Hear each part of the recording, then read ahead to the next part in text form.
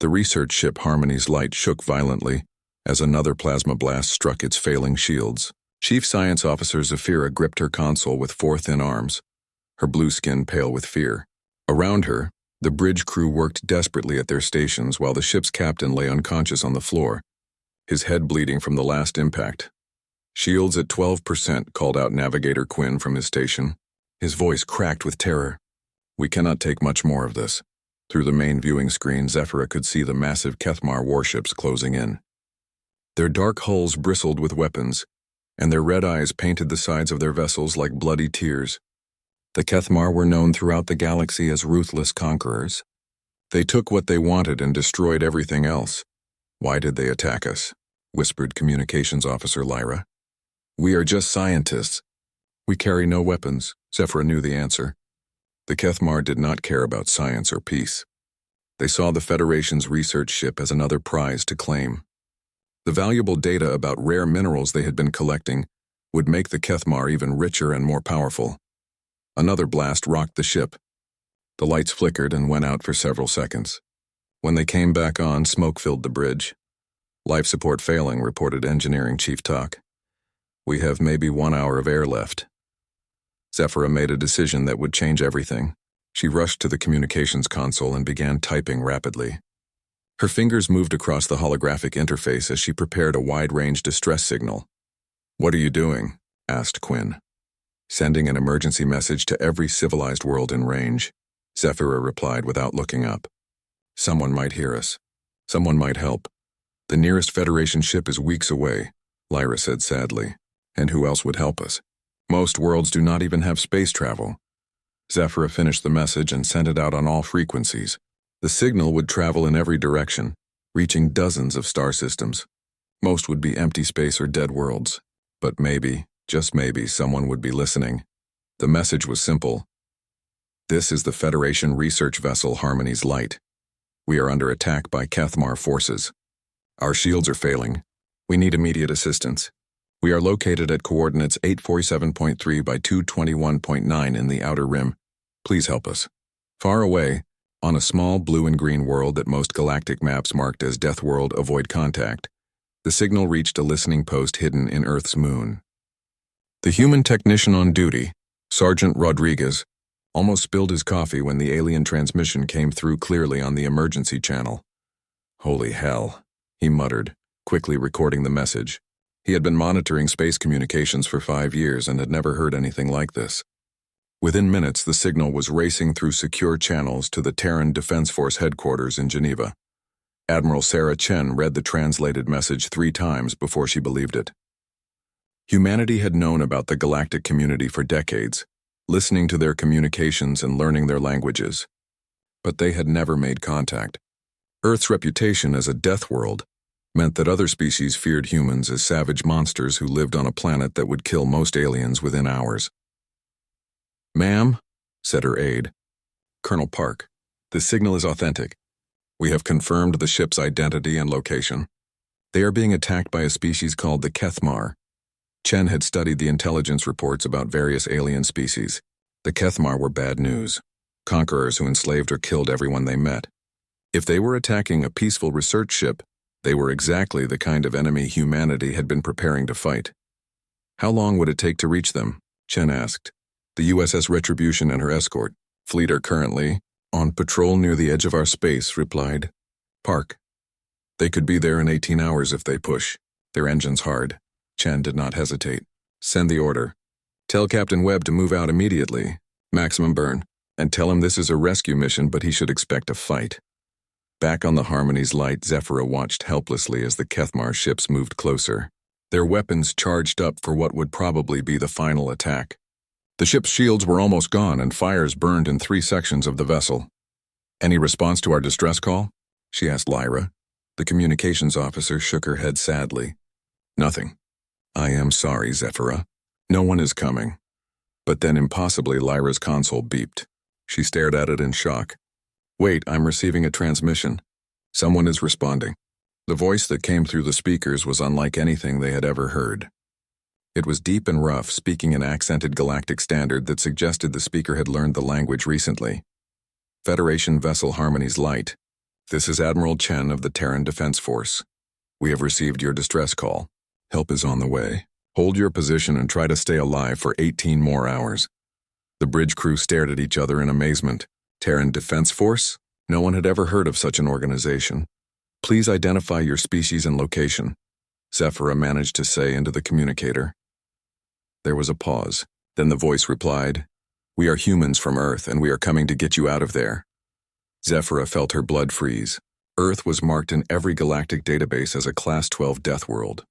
The few scientific expeditions that had observed it from a safe distance reported a planet of constant violence, poisonous atmosphere, crushing gravity, and creatures that seemed designed only to kill. No civilized species could possibly survive there, yet somehow, impossibly, the Deathworlders had answered their call for help.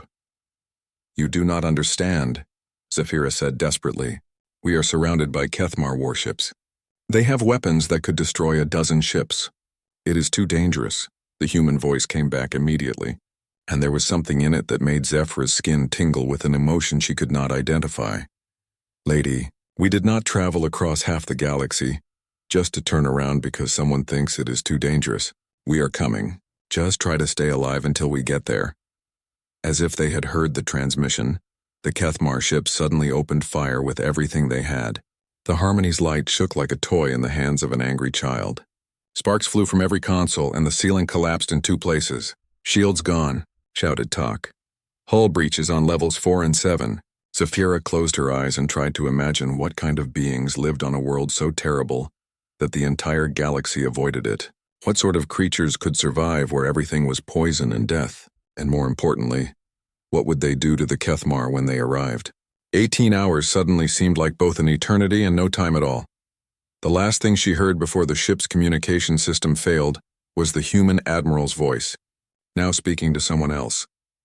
"Tell Captain Webb that when he gets there, he has permission to show those bastards what happens when you mess with people under human protection." In the darkness of the damaged bridge, Zephyra smiled for the first time in hours.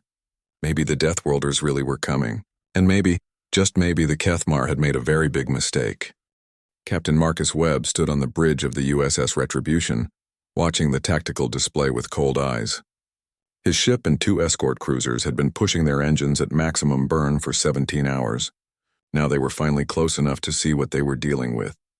6 Kethmar heavy cruisers and 2 dreadnoughts, reported his tactical officer, Lieutenant Commander Singh. They have the Federation ship surrounded. The alien vessel's shields are completely down, and they are venting atmosphere from multiple hull breaches. Webb studied the enemy formation.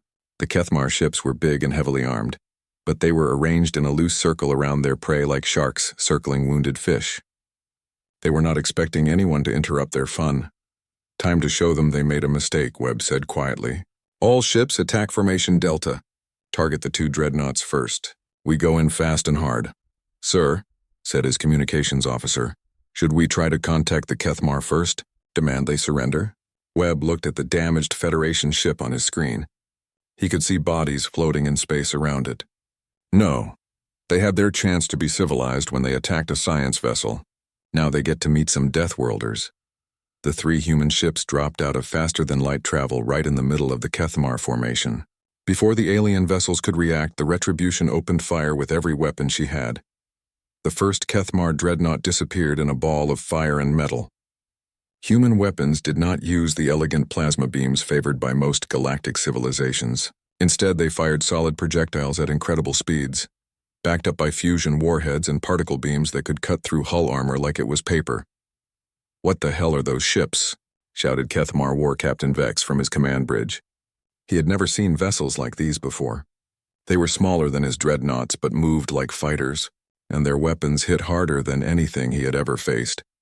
The second dreadnought tried to bring its main guns around to target the lead human ship, but the USS Vengeance was already there. The human cruiser fired a spread of missiles that punched through the alien's shields and tore massive holes in its hull. On the bridge of the Harmony's light, Zephyra watched the battle through the ship's damaged sensors. She could hardly believe what she was seeing. The human ships moved like living things working together in perfect coordination. They did not fight like any civilized military she had studied. They fought like predators. "The humans are not following standard fleet engagement protocols," whispered Navigator Quinn. They are taking risks that should get them all killed. But somehow, the risks were paying off. The remaining Kethmar ships were trying to reform their battle line, but the humans would not let them. Every time a Kethmar captain tried to organize a proper formation, a human ship would appear from an impossible angle and blow another enemy vessel apart. "This is insane," muttered War Captain Vex. "How are they moving so fast? How are their weapons so powerful?" His second-in-command looked up from the tactical display with fear in his eyes. "Sir, we have lost 4 ships in less than 10 minutes. I recommend we withdraw immediately." Vex wanted to argue, but another explosion lit up the view screen as the human ships destroyed another Kethmar cruiser. These Deathworlders fought like demons, and their technology was beyond anything the Kethmar had ever encountered. "All remaining ships, retreat to hyperspace," Vex ordered. "We will report this to the War Prime." The surviving Kethmar vessels fled, leaving their dead behind. Captain Webb watched them go without pursuit. His mission was rescue, not conquest. "Signal the Federation ship," Webb ordered. "Tell them we are coming alongside to render assistance." A few minutes later, Zephyra heard the human voice again through her ship's emergency communicator. "Federation vessel, this is Captain Webb. We are preparing to board your ship with medical and engineering teams. Please prepare to receive assistance." "Captain Webb," Zephyra replied, her voice shaking. "I am Chief Science Officer Zephyra. We have wounded crew members and our life support is failing. But I must warn you, our ship's gravity and atmosphere may be dangerous to your species." There was what sounded like laughter from the human captain. "Ma'am, we come from a world where the rain is acid and the animals hunt in packs. I think we can handle whatever your ship throws at us."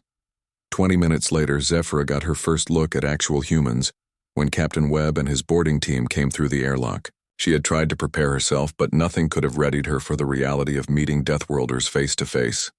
They were huge.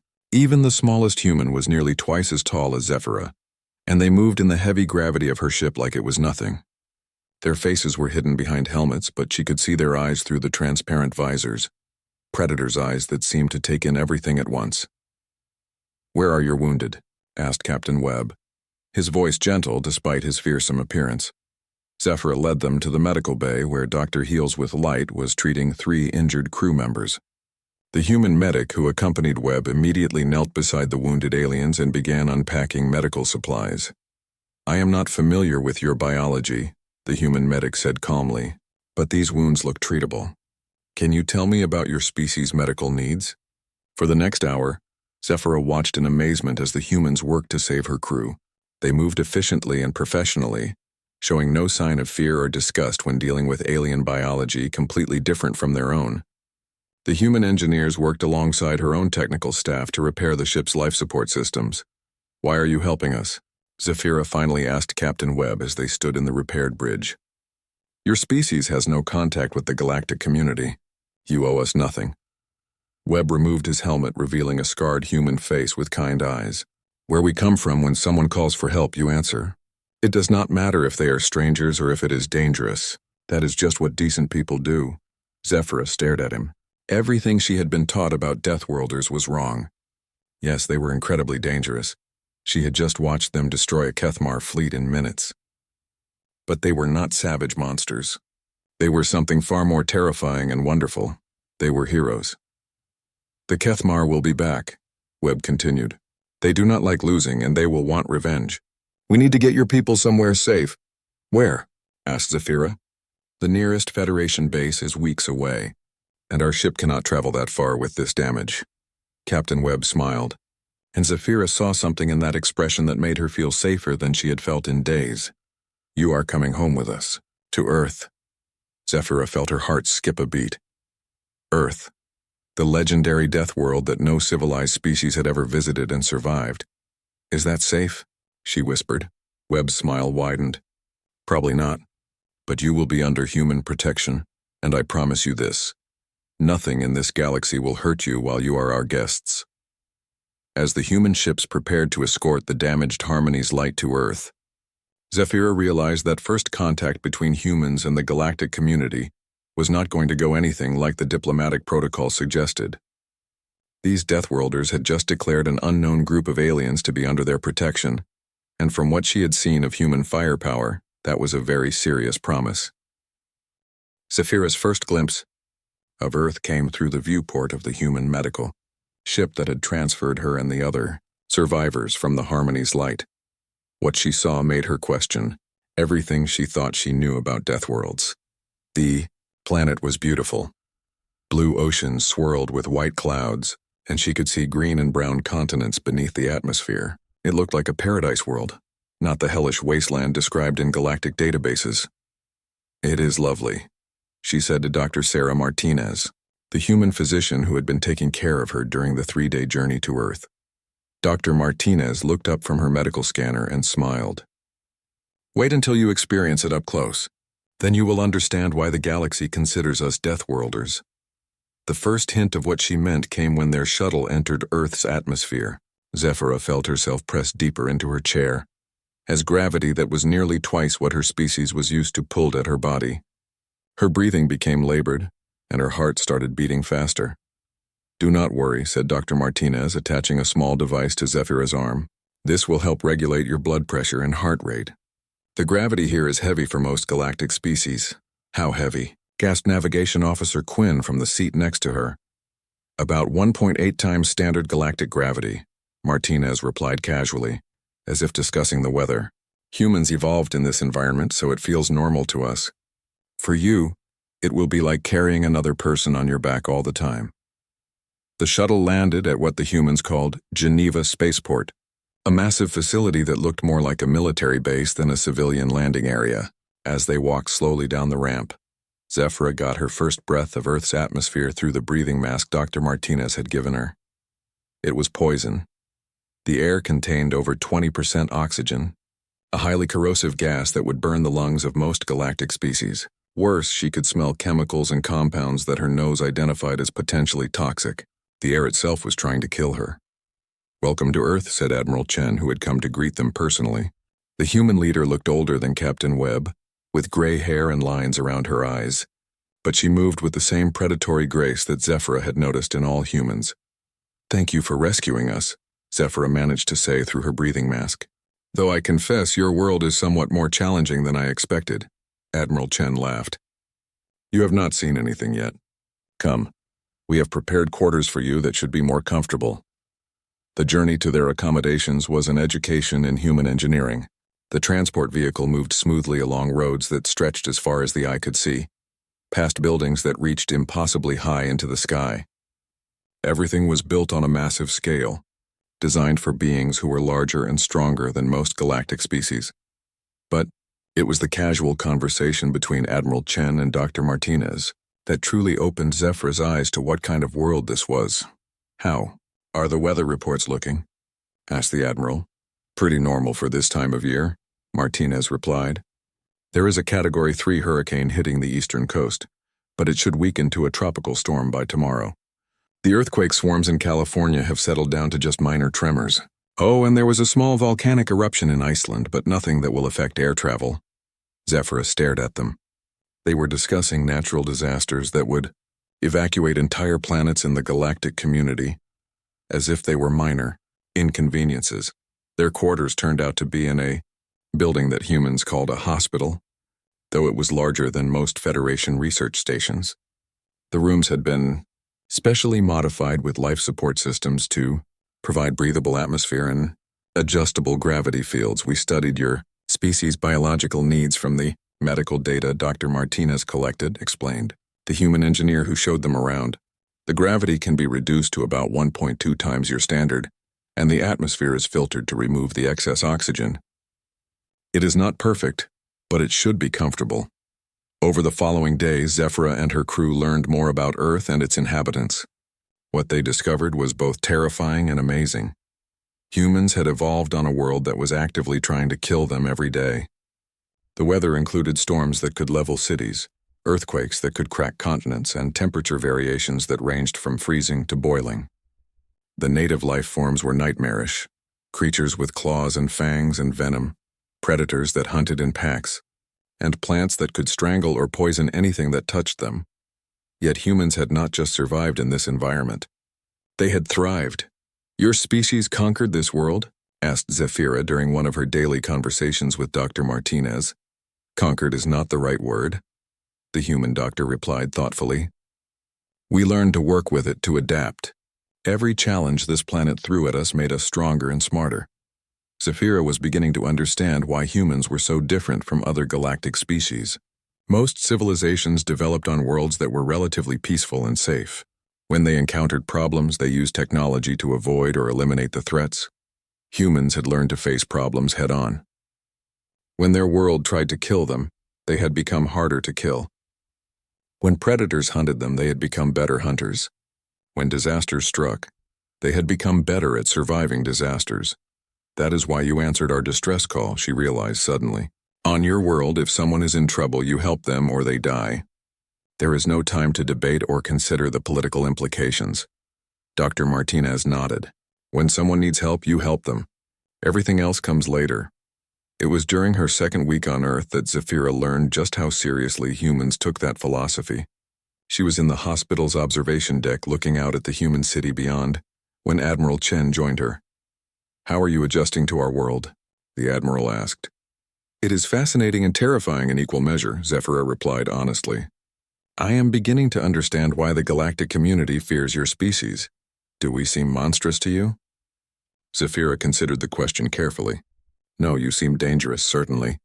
Your technology is more advanced than ours, your bodies are stronger, and your world has made you incredibly resilient.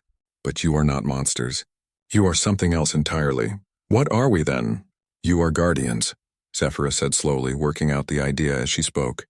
"Every other species in the galaxy learned to avoid danger or hide from it. You learned to fight it and protect others from it." Admiral Chen was quiet for a moment, looking out at the city lights. "That is a very generous way to put it." "It is also accurate," said a new voice behind them. They turned to see Communications Officer Lyra approaching, moving carefully in the Earth gravity. "I have been monitoring galactic communications since we arrived here. Word is spreading about what happened to the Kethmar fleet." "What kind of word?" asked Admiral Chen. "Fear mostly," Lyra admitted, "but also hope. There are dozens of species that have been terrorized by the Kethmar for years. They are calling humans the Deathworld Guardians who finally stood up to the bullies." Zephyra felt a chill that had nothing to do with Earth's climate. "Admiral, you should know something else. I have been analyzing the wreckage data from our encounter with the Kethmar. They did not retreat because they were defeated." "What do you mean?" "They retreated to regroup, to bring reinforcements. War Prime Thakmor is not someone who accepts defeat easily. He will be back, and he will bring everything he has." Admiral Chen's expression did not change, but something shifted in her posture that made Zephyra take an unconscious step backward. "Let him come," the human leader said quietly. "He attacked a ship full of scientists and tried to murder our guests. I think it is time the galaxy learned what happens when you threaten people under human protection." In that moment, Zephyra finally understood what made humans truly dangerous. It was not their technology or their physical strength or even their Deathworld training. It was their absolute, unshakable belief that protecting others was worth any risk, any sacrifice, any cost. The Kethmar Empire was about to learn that lesson the hard way. War Prime Thakmor stood on the bridge of his massive flagship, the Endless Conquest, and watched the tactical display showing Earth's solar system. 312 Kethmar warships surrounded him in the largest invasion fleet the Empire had ever assembled. "Are you certain this is necessary?" asked his second-in-command, War Captain Zek. "It is just one primitive world. Surely 50 ships would be enough." Thakmor's 4 eyes burned with anger as he remembered the reports from the survivors of the first encounter.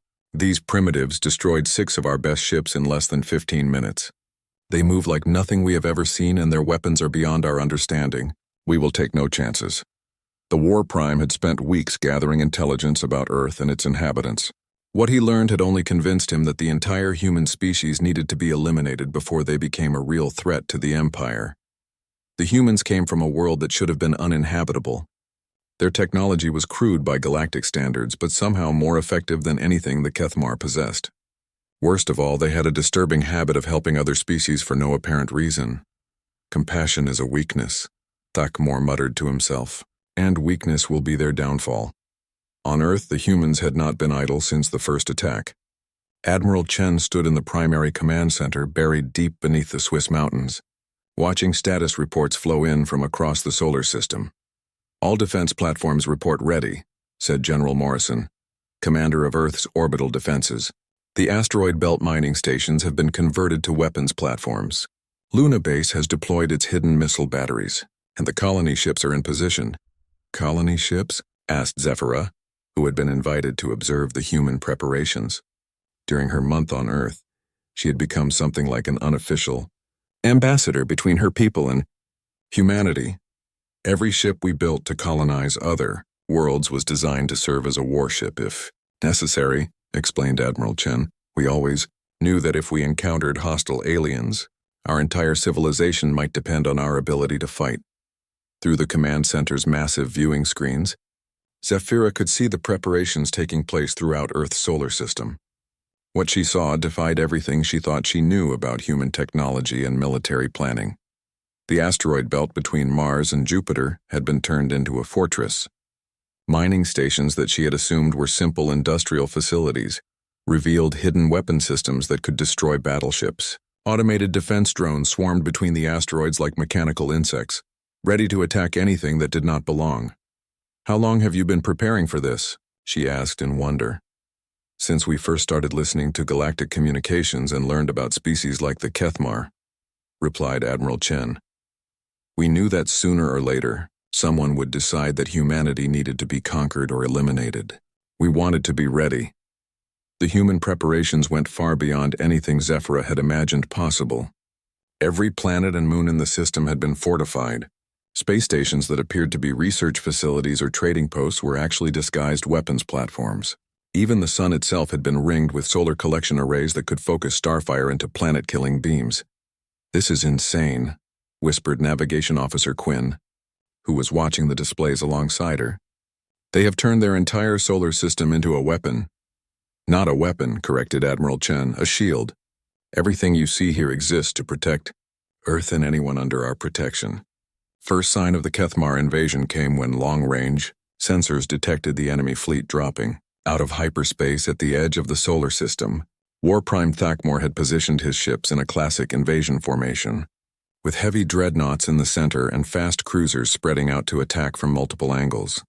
312 enemy vessels detected, reported the sensor technician. Estimated time to Earth orbit 6 hours at current speed. Admiral Chen nodded calmly. Signal all units. Operation Guardian Shield is now active. What happened next would be studied in military academies across the galaxy for generations to come. The Kethmar fleet had barely entered the outer solar system when the first attacks began. Automated defense platforms hidden in the outer asteroid belts opened fire with weapons that had been designed specifically to counter Kethmar technology. Instead of the elegant energy beams favored by most galactic militaries, the humans used kinetic projectiles. Chunks of metal accelerated to incredible speeds that punched through shields like they were not even there. "What are they firing at us?" demanded War Captain Vex, whose ship was leading the outer attack formation. "Our shields are not stopping these projectiles." "They are using solid ammunition," replied his tactical officer in disbelief. "Who uses solid ammunition in space combat?" "Deathworlders," Vex muttered, remembering his first encounter with human weapons. The human defense network activated in layers as the Kethmar fleet advanced. First came the automated platforms and drone swarms, harassing the invaders and forcing them to waste energy and ammunition on small, fast-moving targets. Then came the converted mining stations, which revealed massive railguns capable of firing projectiles the size of shuttlecraft. But the real surprise came when the Kethmar fleet reached Jupiter's orbit. The gas giant's moons, which appeared to be simple scientific outposts, suddenly lit up with weapon signatures that made War Prime Thakmor's blood run cold. "They have turned every moon into a fortress," reported his tactical officer. "Each one has firepower equivalent to a battle station."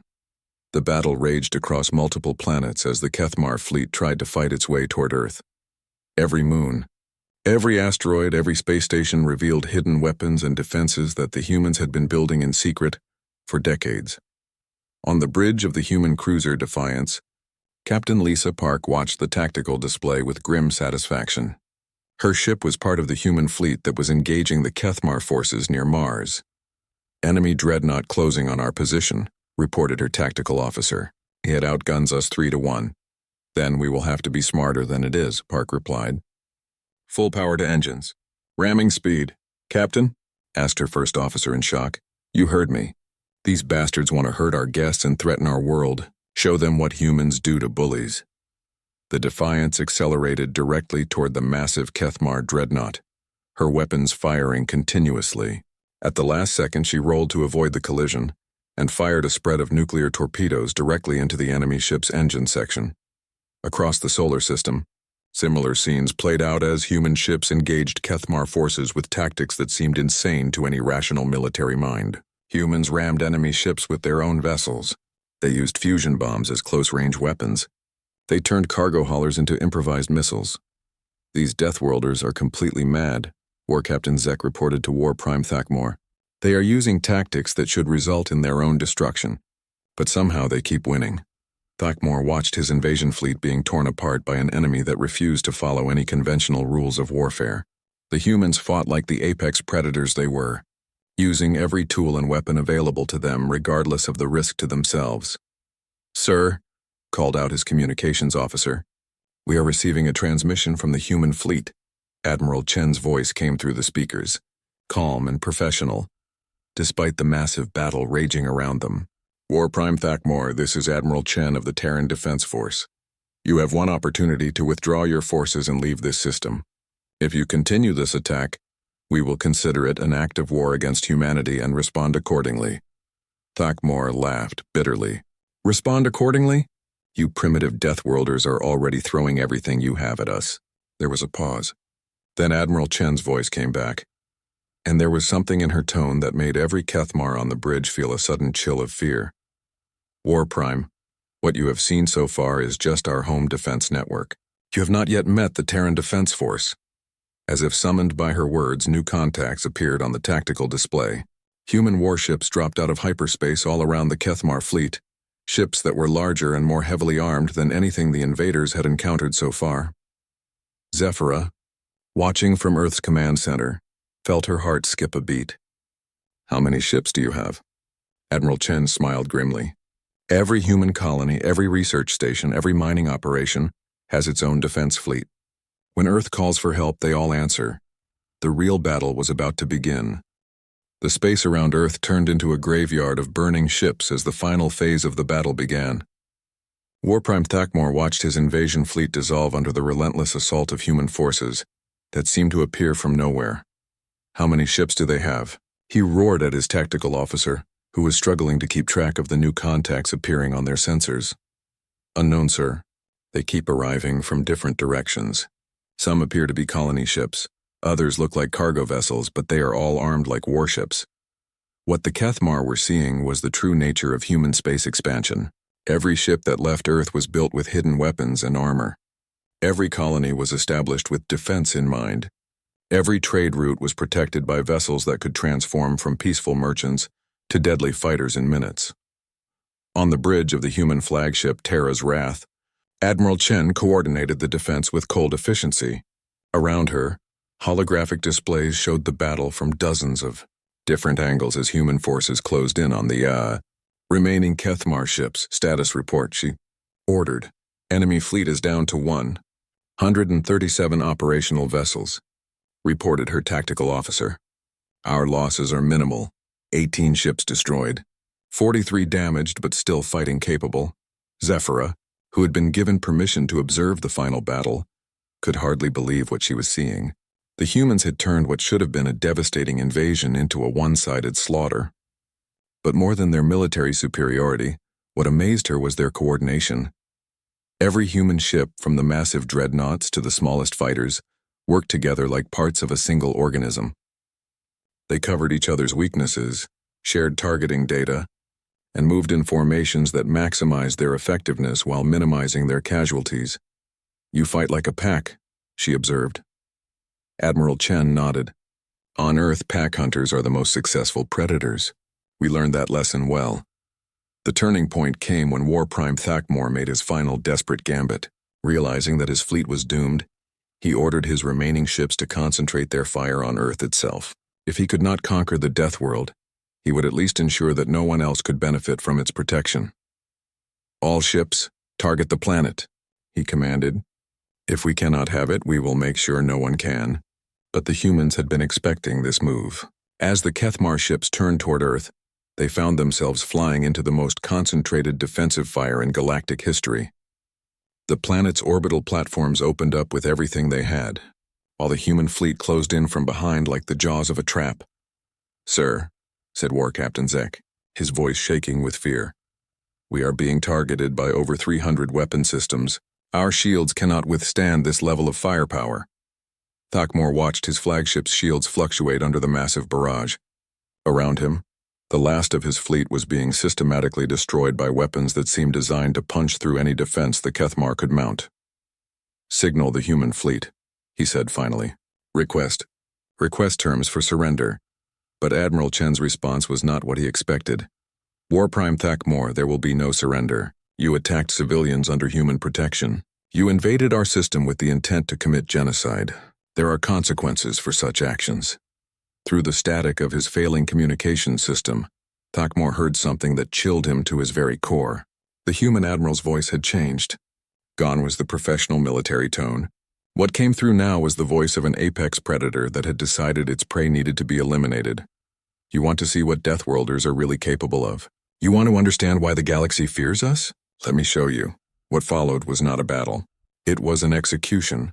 The human ships moved with deadly precision, targeting the Kethmar vessels one by one. They did not simply destroy the enemy fleet, they dismantled it. Each Kethmar ship was systematically crippled, its weapons disabled, its engines destroyed, until only the flagship remained. War Prime Thakmor found himself alone in space, surrounded by the wreckage of his entire invasion force. His ship was powerless, his weapons offline, his crew dead or dying around him. A human shuttle approached and docked with his bridge. When the airlock opened, a single figure in powered armor stepped through. Admiral Chen removed her helmet and looked at the defeated Kethmar commander with eyes that showed no mercy.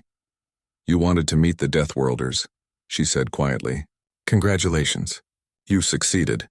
Thakmor raised himself to his full height, trying to maintain some dignity in defeat. "You cannot simply execute a prisoner of war." "You are not a prisoner of war," Chen replied. "You are a war criminal who attacked civilians and threatened genocide. But I am not going to execute you." She gestured to the viewports where the wreckage of the Kethmar fleet floated in the darkness. "You are going to go back to your empire and tell them what you saw here. You are going to explain to your war council exactly what happens when someone threatens people under human protection. And if they do not listen," Admiral Chen's smile was colder than the vacuum of space, "then we will come to their worlds and explain it to them personally." 3 months later, Zephyra stood in the assembly hall of the Galactic Federation's capital world, watching as the human delegation was formally welcomed as the newest member species of the galactic community.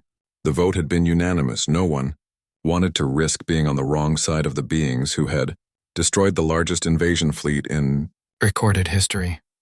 I still cannot believe we are here, whispered Navigation Officer Quinn, who now served as Zephyra's assistant in her new role as Earth's first alien ambassador. "Neither can I," Zephyra replied, watching Admiral Chen shake hands with representatives from dozens of different species. 6 months ago, we thought humans were savage monsters. Now they are being hailed as the protectors of galactic civilization. The truth was more complex than either description suggested. Humans were dangerous, certainly.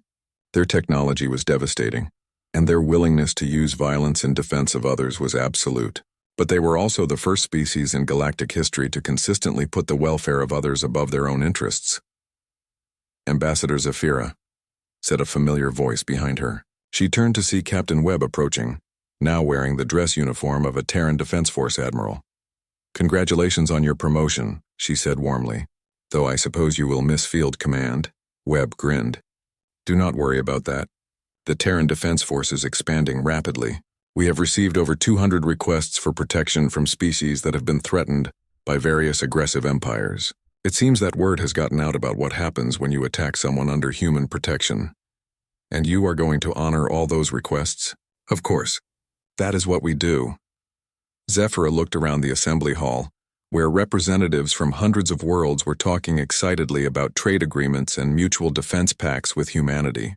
The galaxy was changing rapidly, and at the center of that change was a species that had learned the hardest lessons of survival on a world that tried to kill them every day. "Admiral Webb," she said thoughtfully, "do you think your people understand what they have become?" "What do you mean?" You are no longer just the guardians of Earth. You have become the guardians of the galaxy.